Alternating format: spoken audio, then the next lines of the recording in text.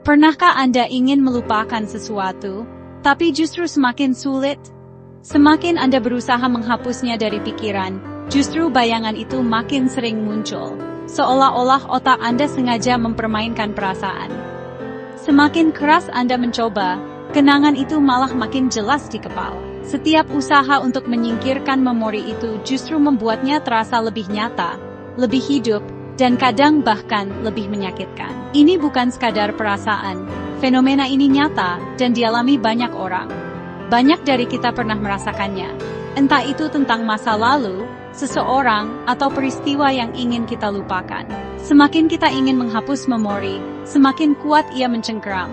Kenangan itu seperti bayangan yang mengikuti kemanapun kita pergi, tak peduli seberapa jauh kita mencoba lari. Kita sibuk mencari pelarian, tapi di saat sunyi, kenangan itu kembali. Saat semua aktivitas berhenti, pikiran kita justru dipenuhi oleh hal-hal yang ingin kita hindari. Mengapa otak kita seperti melawan keinginan kita sendiri? Mengapa justru yang ingin dilupakan malah semakin menempel di ingatan? Ini bukan kelemahan, tapi tanda betapa kompleksnya pikiran manusia. Otak kita punya cara sendiri untuk memproses dan menyimpan pengalaman, baik yang indah maupun yang menyakitkan. Kenangan buruk, janji yang tak ditepati, atau momen memalukan, semua punya daya tarik sendiri. Kadang, kenangan itu muncul tanpa diundang, membawa perasaan yang sulit dijelaskan. Semakin kita menolak, semakin kuat ia menarik. Semakin kita berusaha melawan, semakin besar pula kekuatan kenangan itu untuk bertahan. Mari kita pahami mengapa melupakan itu sulit, dan bagaimana kita bisa berdamai dengan pikiran sendiri. Dengan memahami proses ini, kita bisa mulai menerima dan mengelola kenangan dengan lebih bijak. Ini langkah pertama untuk merebut kembali kendali atas pikiran kita, dan menemukan ketenangan di tengah ingatan yang tak mudah hilang. Bayangkan otak Anda seperti perpustakaan raksasa. Kenangan biasa tersimpan di rak belakang, tapi kenangan emosional yang penuh perasaan diletakkan di etalas paling depan. Saat emosi kuat, otak menandai memori itu dengan stabilo kimiawi seperti adrenalin. Amigdala dan hipokampus bekerja sama, memastikan kenangan emosional sulit hilang. Satu detail kecil bisa memicu rangkaian memori menyakitkan. Otak ingin kita belajar dari pengalaman, tapi kadang justru membuat kita terjebak. Melupakan kenangan emosional seperti mencoba menghapus tato dengan sabun. Ini proses biologis, bukan salah Anda jika sulit melupakan. Ada teori psikologi menarik, teori proses ironis dari Daniel Wegner. Semakin kita melarang diri memikirkan sesuatu, semakin pikiran itu muncul. Coba jangan pikirkan gajah merah jambu, pasti langsung terbayangkan. Otak punya dua proses, operator yang mengalihkan, dan monitor yang terus mengingatkan apa yang harus dihindari. Monitor ini justru membuat pikiran terlarang makin sering muncul. Saat lelah atau stres, monitor makin dominan. Inilah sebabnya kenangan yang ingin dilupakan justru makin sering muncul saat kita rapuh. Pikiran tanpa sadar terus memeriksa, sudah lupa belum? Dan akhirnya malah terus mengingat. Ada juga efek Zeigarnik. Kita lebih mudah mengingat urusan yang belum selesai. Kenangan yang menggantung seperti aplikasi yang terus berjalan di latar belakang, menguras energi mental.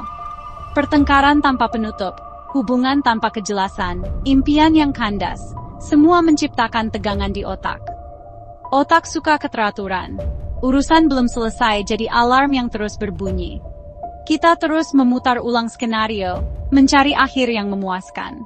Kenangan sulit hilang bukan karena isinya, tapi karena statusnya yang belum selesai. Selama belum ada closure, aplikasi itu tetap aktif. Inilah sebabnya kita sulit benar-benar melangkah maju. Melawan pikiran adalah pertempuran yang pasti kalah. Semakin kita berusaha menyingkirkan kenangan atau perasaan yang tidak nyaman, justru semakin kuat mereka menempel dalam benak kita. Pikiran seperti bayangan, semakin dikejar, semakin sulit dilepaskan. Solusinya bukan menghapus, tapi menerima. Dengan menerima, kita memberi ruang bagi diri sendiri untuk bernapas dan tidak lagi terjebak dalam lingkaran perlawanan yang melelahkan. Ubah tujuan dari harus melupakan, menjadi aku menerima ini bagian dari hidupku. Dengan begitu, kita belajar berdamai dengan masa lalu, bukan menolaknya. Menerima bukan berarti setuju atau memaafkan, tapi mengakui kenyataan.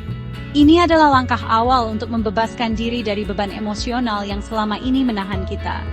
Berhenti menarik tali perang dengan kenangan, biarkan ia ada, tanpa melawan. Dengan begitu, energi kita tidak lagi habis untuk bertarung dengan masa lalu. Seperti ombak, jika dilawan akan menghantam, tapi jika diterima, Anda tetap utuh. Biarkan perasaan datang dan pergi, seperti gelombang yang tak pernah benar-benar hilang. Amati kenangan tanpa terbawa arus, biarkan ia berlalu seperti awan. Anda hanya perlu menjadi saksi, bukan korban dari pikiran sendiri. Ketika Anda berhenti memberi label buruk, otak juga berhenti menandai sebagai ancaman. Perlahan, perasaan damai mulai tumbuh dalam diri Anda. Paradoksnya, saat Anda izinkan kenangan itu ada, kekuatannya perlahan memudar. Anda pun mulai merasakan kebebasan yang sesungguhnya. Inilah kunci melepaskan cengkeraman masa lalu. Dengan menerima, Anda membuka pintu menuju kehidupan yang lebih ringan dan penuh harapan. Menerima butuh latihan dan kesabaran, tapi ada teknik yang bisa membantu kita berdamai dengan kenangan masa lalu yang kadang terasa berat. Tidak mudah memang, namun langkah kecil bisa membawa perubahan besar. Pertama, mindfulness. Latihan sederhana untuk fokus pada napas, sadari pikiran tentang masa lalu yang muncul, lalu kembalikan fokus ke saat ini. Setiap kali pikiran melayang ke kenangan, cukup sadari dan tarik kembali ke napas. Ini membantu kita tidak terjebak dalam arus emosi. Kedua, journaling. Tuliskan semua perasaan dan kenangan yang muncul, lalu coba beri label baru. Bukan sekadar kegagalan, tapi pelajaran berharga yang membentuk diri kita hari ini. Dengan menulis, kita memberi ruang pada emosi untuk keluar dan dipahami. Mengubah narasi dalam pikiran bisa mengubah kekuatan emosional kenangan. Kita belajar melihat masa lalu dengan sudut pandang yang lebih lembut dan penuh penerimaan. Ketiga, grounding. Alih perhatian ke panca indera. Sebutkan benda yang dilihat, suara yang didengar, aroma yang tercium, atau sensasi di kulit. Cara ini membantu menenangkan pikiran dan membawa kita kembali ke realitas saat ini.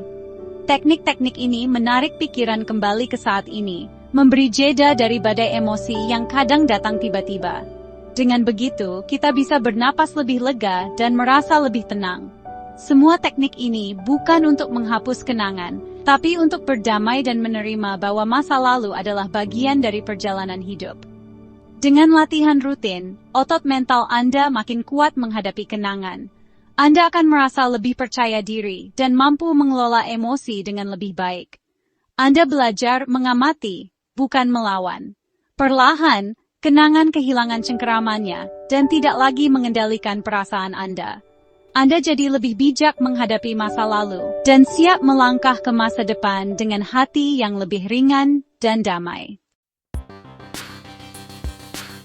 Tujuan kita bukan menghapus masa lalu, tapi merangkai semua pengalaman jadi cerita hidup yang utuh. Masa lalu bukan penjara, tapi fondasi diri kita hari ini. Setiap bab, bahkan yang kelam, memberi kekuatan, empati, dan kebijaksanaan. Seperti pohon yang tumbuh dari akar di tanah gelap, kita pun bertumbuh dari pengalaman. Berhenti menghapus, mulailah merangkul. Berdamai dengan kenangan adalah kemenangan terbesar. Anda adalah nahkoda kapal jiwa Anda. Badai boleh datang, tapi Anda tetap berlayar. Mari buih lembaran baru, membawa masa lalu sebagai pelajaran berharga.